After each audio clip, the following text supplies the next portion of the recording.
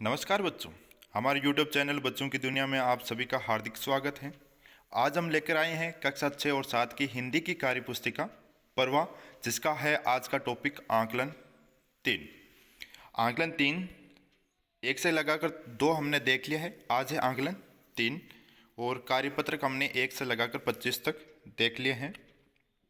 चलिए शुरू करते हैं आकलन 3। पहला प्रश्न है, लिंग कितने प्रकार के होते हैं? लिंग 2 प्रकार के होते हैं, स्त्रीलिंग और पुल्लिंग। चिड़िया का बहुवचन रूप कौन सा है? दूसरा प्रश्न है, चिड़िया का बहुवचन रूप कौन सा है? तो चिड़िया। ठीक है। अगला है प्रश्न नंबर 3, कविता के पास 5 पेंसिलें हैं, वाक्य में कौन सा शब्द विशेषण है? विशेषण शब्द बताना है। जो 5 है, पेंसिल से पहले जो शब्द आ रखा है वो 5, वो है हमारा विशेषण शब्द। अगला प्रश्न है, शब्द के शुद्ध रूप पर टिक का निशान लगाइए। राइट का निशान लगाना है। शब्द को जो शुद्ध रूप लिखा हुआ है उस पर जो हमारा परीक्षा ये वाला एकदम करेक्ट है। प्रश्न नंबर 5 है, निम्न शब्दों के लिंग बदलकर वाक्य पुनः लिखिए। निम्न शब्दों के लिंग परिवर्तन या बदलकर वाक्य को पुनः वापस लिखना है। अगर स्त्रीलिंग है तो पुल्लिंग बनाना है, अगर पुल्लिंग है तो इसको स्त्रीलिंग बनाना है। किस प्रकार? शिक्षक बच्चों को पढ़ा रहे हैं, तो शिक्षक का स्त्रीलिंग हो जाएगा शिक्षिका, बच्चों को पढ़ा रही है। अगला है, छात्र पाठशाला जा रहे हैं, तो छात्र का हो जाएगा छात्राएं पाठशाला जा रही है। इस प्रकार हमें लिंग परिवर्तन करके वापस वाक्य को पुनः लिखना है।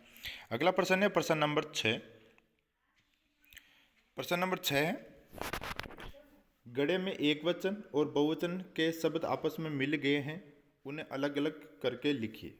जो इस गड़े के अंदर एक वचन भी है और बहुवचन शब्द लिखे हुए हैं, उनको हमें एक वचन और बहुवचन में अलग अलग लिखना है। जो एक वचन है उस तरफ लिखना है, जो बहुवचन है इस तरफ लिखना है। तो भाषा हमारा एक वचन हो जाएगा। भाषा क्या हो जाएगा हमारा? भाषा एक वचन हो जाएगा। आंखें बहुवचन हो जाएगी। स्त्री एक वचन हो जाएगी। गड़िया बहुवचन हो जाएगी। टोपी एक वचन हो जाएगा। झोंपड़ी एक वचन हो जाएगा। हांडिया बहुवचन। कमीज बहुवचन हो जाएगा। इस प्रकार हमें एक वचन और बहुवचन को अलग अलग करके लिखना था।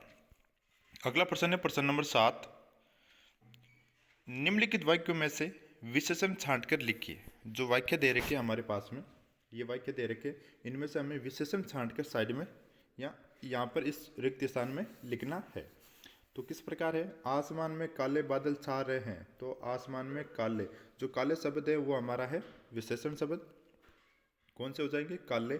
काले हमारे विशेषण शब्द हो जाएंगे। अगला है, यह बहुत स्वादिष्ट गुलाब जामुन है, तो स्वादिष्ट शब्द हमारा विशेषण शब्द हो जाएगा। चलिए अगला प्रश्न है प्रश्न नंबर 8, अशुद्ध वाक्य को शुद्ध करके लिखिए। जो अशुद्ध वाक्य लिखे हुए हैं, उनको हमें शुद्ध करके लिखना है। किस प्रकार है? हम खाना खा लिए हैं, हम खाना खा लिए हैं, हमने खाना खा लिया है। इस प्रकार वापस लिखना है। अगला है, लड़का पढ़ रहे हैं, तो लड़का पढ़ रहा है। इस प्रकार हमें वाक्य को अशुद्ध वाक्य को शुद्ध वाक्य करके लिखना है।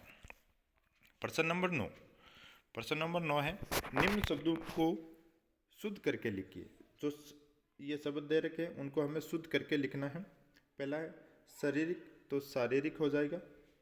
आशीर्वाद तो आशीर्वाद हो जाएगा। क्षमा हो जाएगा। त्योहार तो त्योहार हो जाएगा। इस प्रकार हमें निम्न शब्दों को शुद्ध करके उसके सामने ही रिक्त स्थान में लिखना है। प्रश्न नंबर 10 है हमारा, नीचे दिए गए गद्यांश को पढ़कर प्रश्नों के उत्तर दीजिए। जो गद्यांश दे रखा हमारे पास में ये, इसको हमें पढ़ना है और इसको पढ़कर जो प्रश्न पूछे गए हैं उन प्रश्नों के उत्तर देने हैं। एक गधा जंगल में घास चर रहा था। जंगल के किनारों पर ही उसके मालिक सुखिया का घर था।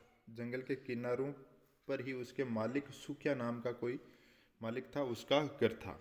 वह रोज जंगल में आकर घास खाता और चला जाता।